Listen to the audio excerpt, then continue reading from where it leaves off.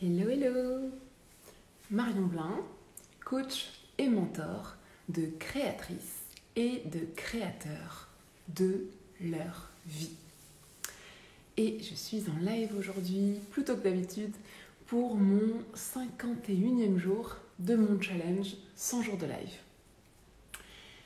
Et aujourd'hui, j'avais envie de partager ma vision sur un sujet parce qu'en fait, j'ai plusieurs personnes, plusieurs amis même, qui m'ont interrogée sur ce sujet-là. Et je sais que c'est un sujet qui angoisse pas mal de parents et pas mal de futurs parents. Et donc c'est un sujet en rapport avec l'éducation. Donc moi, je suis maman d'un petit garçon qui vient d'avoir 11 mois. Donc évidemment, je ne me revendique pas la prêtresse de l'éducation et de la parentalité. En revanche, j'ai moi-même longuement creusé et cheminé sur beaucoup de sujets liés à l'éducation parce que d'une manière que je ne m'explique pas tout à fait encore moi-même, j'étais passionnée par ce sujet bien avant d'être enceinte parce qu'en fait, bien avant j'ai jamais voulu d'enfant. Donc en fait, je suis tombée enceinte, je ne voulais pas d'enfant. Donc en dehors même d'une quelconque envie d'être moi-même maman, je me suis passionnée pour ces sujets-là. Donc moi, j'étais abonnée à des podcasts comme La Matrescence, Les Adultes de Demain, Les Louves, etc. Donc des podcasts très liés à la parentalité, patriarcat, enfin voilà, j'en ai plein, en fait, en gros, tous ceux qui existent. Voilà, donc c'était mon univers. Je me passionnais notamment donc, de neurosciences, donc les neurosciences cognitives et surtout les neurosciences affectives et sociales. Donc voilà, j'en avais parlé sur un live, j'ai même postulé pour un master en justement neurosciences éducatives, etc. Donc c'est vraiment un sujet que j'ai beaucoup creusé moi-même. Je suis abonnée à des magazines, enfin voilà, c'est vraiment un sujet de grand intérêt chez moi. Pourquoi je lie le sujet neurosciences au sujet de l'éducation et de la vision de l'enfant? Parce qu'en fait, quand on étudie un petit peu la construction, notamment cérébrale, on se rend compte que justement les différences qu'on observe, les différences comportementales et réactionnelles qu'on observe chez les enfants par rapport aux adultes s'expliquent énormément par justement la maturité anatomique du cerveau en fait. Et donc c'est cette maturité anatomique du cerveau qui va nous permettre de pouvoir petit à petit gérer différemment les émotions, pouvoir avoir une mémoire qui se met en place différemment, etc. Donc c'est ça qui est passionnant et en fait d'observer, de comprendre en fait comment ça se passe dès la naissance, même intra-utérin, dans le monde intra-utérin, puis ensuite dès la naissance et dans la première année, de comprendre qu'on perd un pourcentage énorme de neurones dans la première année, etc. De comprendre toute cette formation-là, voilà, moi ça m'aide beaucoup en fait à comprendre comment nos pensées, nos émotions, notre intelligence émotionnelle fonctionnent en fait. Et donc voilà, c'est comme ça que je suis arrivée à creuser tous ces sujets-là. Et donc c'est pas de ça exactement que je voulais parler, mais je voulais parler donc d'une question qui m'est souvent revenue, qui est Marion, comment on fait quand on a des principes éducatifs forts et que autour de nous, donc que ce soit peut-être les amis, les grands-parents, la nounou, j'en sais rien moi, les assistantes maternelles, autour de nous, eh bien notre enfant est confronté à des personnes qui ne partagent pas les mêmes convictions éducatives, les mêmes comportements, la même façon de s'adresser à l'enfant, etc. Et donc c'est vraiment un sujet qui, je pense, vient pas mal intriguer, pas mal perturber beaucoup de parents et de futurs parents. Et donc, forcément, c'est un sujet que j'ai moi-même creusé, d'autant plus en devenant maman, mais voilà, que j'avais déjà même, sur lequel j'avais déjà un avis avant. Puisque donc, moi, j'ai énormément de convictions, j'ai un regard très, très particulier que je me suis réapproprié sur l'enfant. Et voilà, j'ai pas d'attente hein, par rapport à mon enfant, mais par contre, j'ai un regard très particulier, je sais avec quelle intention j'accueille mon enfant dans ma vie aujourd'hui et quelle intention je pose sur mon rapport avec lui et donc l'éducation que je vais lui proposer. Et donc, j'ai tellement creusé le sujet à tel point que voilà, moi-même, quand je me suis confrontée à l'idée que dans mon entourage et dans l'entourage que je pouvais offrir aujourd'hui à mon enfant, et il y avait beaucoup de choses sur lesquelles j'étais pas en phase, notamment dans le système scolaire et éducatif français, etc. Donc il y a beaucoup de choses avec lesquelles je suis pas en phase, et donc c'est une des raisons fortes qui a motivé aussi notre départ à l'étranger, donc, et aussi le choix du pays d'expatriation. Donc, pour vous dire que cette question-là, je me la suis clairement posée et elle m'a beaucoup travaillé. Mais la conclusion, entre guillemets, à laquelle j'en suis venue aujourd'hui, je ne dis pas que ça ne va pas évoluer, c'est qu'en fait, le fait que l'enfant soit confronté à d'autres formes éducatives, d'autres principes éducatifs, aussi distincts des nôtres soient-ils, moi je trouve qu'en fait, l'intérêt de ça, c'est finalement de pouvoir donner un aperçu du monde, de la réalité, de la diversité des visions, des perceptions, des comportements, etc., à notre enfant. Et finalement, moi, j'en reviens souvent à me poser la question de qu'est-ce qui est naturel, presque biologique dans l'ordre des choses. Et j'en suis venue à la conclusion que, en fait, un enfant, biologiquement, rien ne le prédestine à être uniquement éduqué entre son père et sa mère, et voilà, uniquement dans les principes qui tiennent à cœur de son papa et de sa maman. Pour moi, il n'y a rien dans la physiologie et la biologie de l'être humain qui ne cantonne un être humain à ne grandir que entre ses deux parents. Et donc, au contraire, on voit dans les sociétés primitives et ancestrales que, au contraire, l'éducation était finalement confiée à toute la communauté, à toute la famille au sens large, à la tribu même, et donc que l'enfant pouvait du coup se frotter à des valeurs, des principes, des comportements, des règles complètement diverses. Et pour moi, en fait, c'est une forme de richesse. C'est une forme de richesse de pouvoir finalement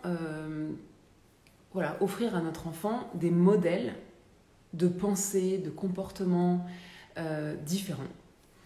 Mais, ceci étant dit, je comprends très bien qu'on puisse me dire « Oui, non, mais t'as pas vu le modèle offert par mon beau-père, si tu l'avais vu, tu dirais pas ça. » Bon, moi, donc, j'ai une croyance qui m'aide là-dedans, mais donc c'est une croyance qui est très personnelle, hein, je ne cherche absolument pas à convaincre, c'est lié à ma spiritualité à moi, mais moi j'ai la croyance que l'enfant choisit sa famille, il choisit ses parents, il choisit dans quelle famille, dans quel pays, dans quelle époque il choisit de vivre sa vie. Et donc pour moi, il n'y a pas de hasard, l'enfant il est exactement dans la famille qu'il a choisi pour vivre ce qu'il doit vivre.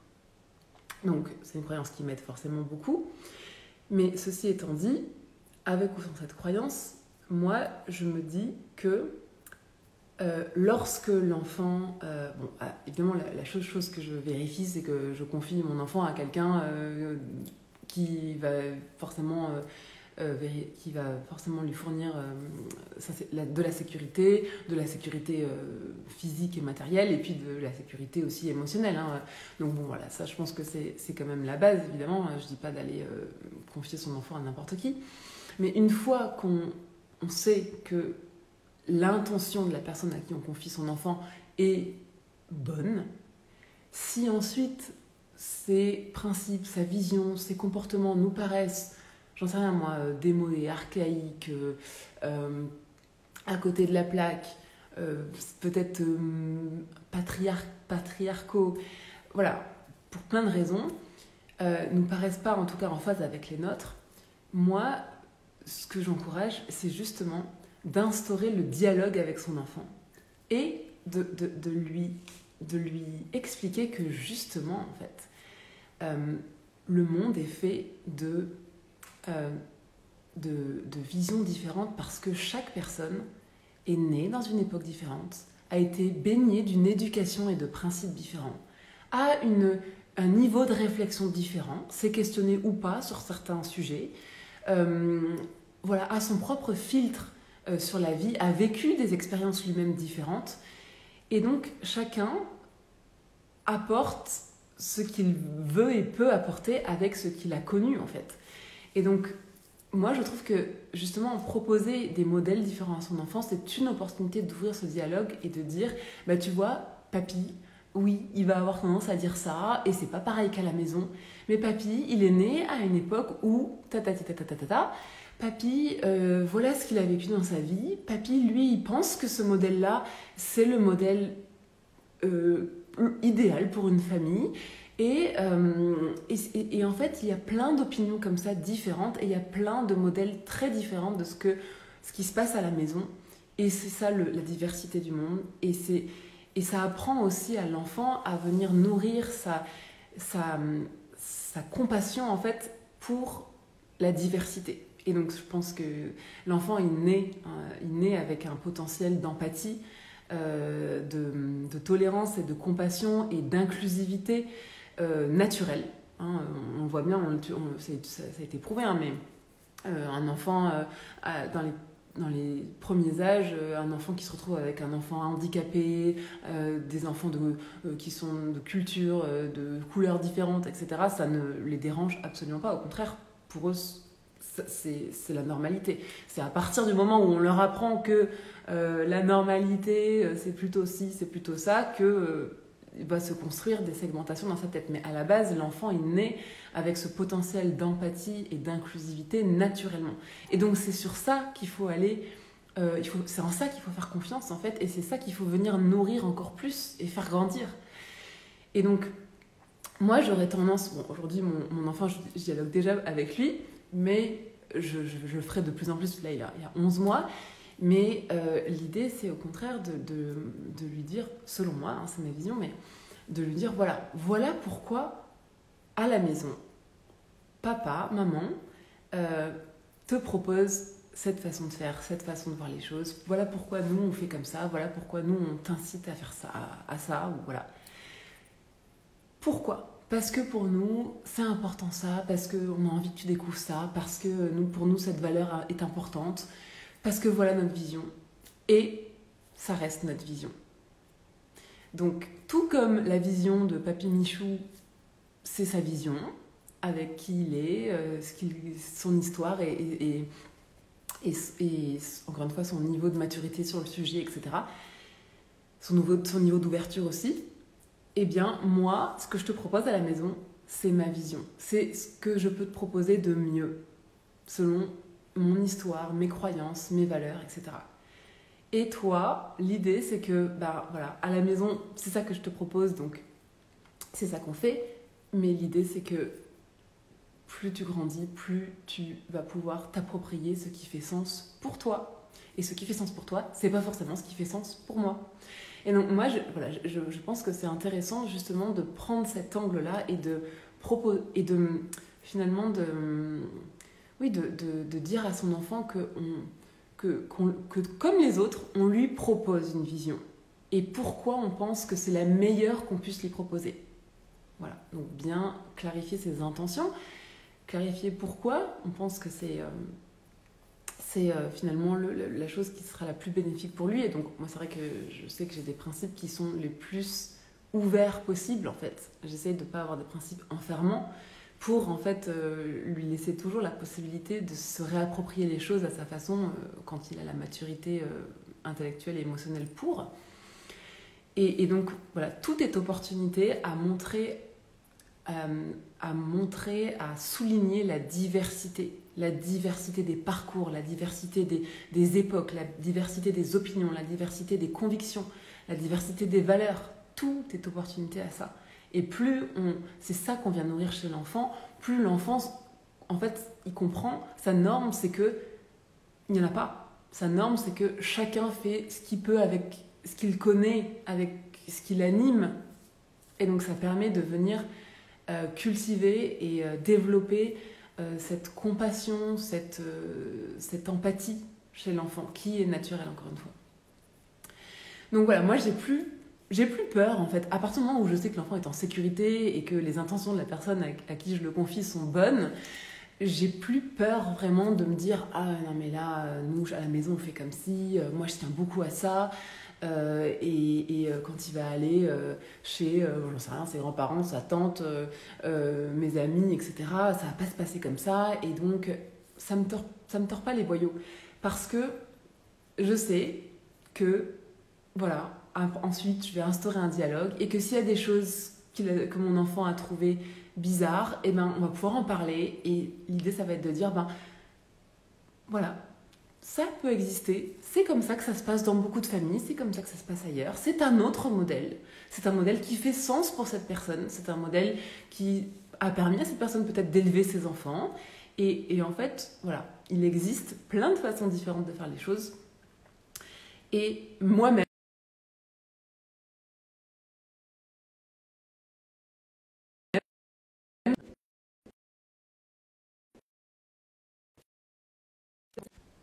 voilà, c'est bon, c'est le modèle qui nous paraît le meilleur. Et tu seras toujours libre de le questionner avec ta perception, ton histoire, ton filtre du monde, etc. Voilà, et je trouve que c'est une façon qui me permet de complètement me libérer de ces prises de tête de « Ah, chez moi, il n'y a pas de... c'est un garçon, donc il fait ci, donc il fait ça, il n'y a pas de... on se couche à telle heure, il n'y a pas de... on ne fait pas de caprice ». Tous ces principes-là qui, au début, me faisaient peur parce que moi, j'ai une vision particulière. Et je me suis dit, mais si jamais on va... Moi, je dis ça à mon enfant, et si jamais on lui dit ça ailleurs et tout, ça va tout foutre en l'air. Ça fout rien en l'air. Au contraire, c'est une opportunité parfaite de venir ouvrir l'esprit, la perception de notre enfant sur la diversité du monde. Parce que c'est ça, le monde. Le monde, c'est pas juste ce qu'on va lui proposer, nous, à l'intérieur de la maison. Et des fois, on n'est même pas complètement en phase avec son partenaire, en fait, sur l'éducation. Et c'est aussi une opportunité de dire, bah, tu vois, papa, lui, il va préférer faire ça avec toi. Et bah, si tu as besoin de ça, c'est plutôt avec maman. Et c'est OK, parce que voilà, papa, il est plus à l'aise avec ça, maman, il est plus à l'aise avec ça. Et tu as de la chance, tu as 2 fois plus de possibilités. Et encore, voilà, moi, je trouve que le modèle de la cellule juste parentale, les 2 parents, je trouve que c'est très restreint déjà. Moi, je cherche vraiment à créer une éducation plus communautaire, avec plus de rôle modèle pour mon enfant, parce que moi, je sais très bien que je ne pourrais lui offrir que ce que je connais. Mon chéri, il pourrait lui offrir que ce qu'il connaît. Et donc, voilà, moi, je cherche à instaurer, c'est ça que je vais essayer d'instaurer au Costa Rica. Et donc, voilà, moi, je suis au contraire pour offrir le plus possible de modèles, finalement, à notre enfant. Encore une fois, tant qu'on sait que l'enfant est en sécurité. Voilà, et ben c'était ce que j'avais envie de partager. Je pense que mes amis qui m'ont déjà parlé de ce sujet-là se reconnaîtront. J'espère que c'est une perspective qui vous semble intéressante. Et du coup, je serai particulièrement preneuse de vos feedbacks. Voilà, sur l'éducation, j'ai 1 milliard de sujets à partager. Je pense que je referai sûrement des contenus par rapport à ça parce que c'est un sujet qui me passionne. Voilà, c'était mon live du jour et sur ce, je vous dis à demain, en live en tout cas.